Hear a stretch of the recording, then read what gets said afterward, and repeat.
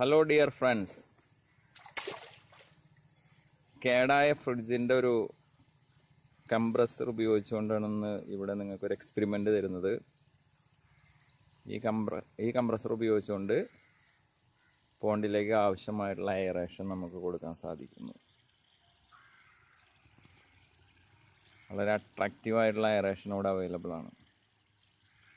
അപ്പോൾ ശരിക്കും പറഞ്ഞു കഴിഞ്ഞാൽ എയറേറ്റർ വാങ്ങാതെ തന്നെ ഒരു സ്ക്രാപ്പിംഗ് കംപ്രസർ ഉപയോഗിച്ചുകൊണ്ട് നമുക്ക് ഈ ഒരു ഫെസിലിറ്റി അവൈലബിൾ ആണ് എന്ന് കാണിക്കുന്നതിന് വേണ്ടി ഇപ്പോൾ ഈ വീഡിയോ നിങ്ങൾക്ക് വേണ്ടി ഷെയർ ചെയ്യുന്നത്. ഇതിന് വേറെ മെത്തേഡൊന്നുമില്ല. ഒരു പഴയ കംപ്രസർ കിട്ടിയാൽ മതി. ഒരു പഴയ ഫ്രിഡ്ജ് തല്ലി പൊളിച്ചെടുത്ത് അതിൻ്റെ ഒരു പഴയ കംപ്രസർ എടുത്ത് ഇതിന് കണക്ഷൻ കൊടുക്കാനൊന്നും പ്രത്യേക ഐഡിയ ഒന്നും വേണ്ട. ഇതിൻ്റെ ഒരു ഇന്നൊരു ഔട്ടും പൈപ്പ് ഉണ്ട്.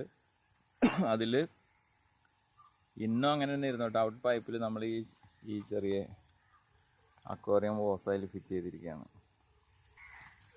അതിവിടെ ഒരു ജംഗ്ഷൻ വാൽവ് വെച്ച് ഒരു 5 പൈപ്പിലൂടെ നമുക്ക് ഈ പോണ്ടിൻ്റെ സെൻറ്ററിൽ അത്യാവശ്യത്തിനുള്ള എയറേഷൻ തന്നുകൊണ്ടിരിക്കുന്നുണ്ട്. അപ്പോൾ നിങ്ങൾക്കെല്ലാവർക്കും ഇത് യൂസ് ചെയ്യാം. ഇത് ഉപകാരപ്പെടുമെന്ന് വിശ്വസിക്കുന്നു. വീഡിയോ നിങ്ങൾ ഷെയർ ചെയ്യണം, ലൈക്ക് ചെയ്യണം, സബ്സ്ക്രൈബും ചെയ്യണം. Thank you.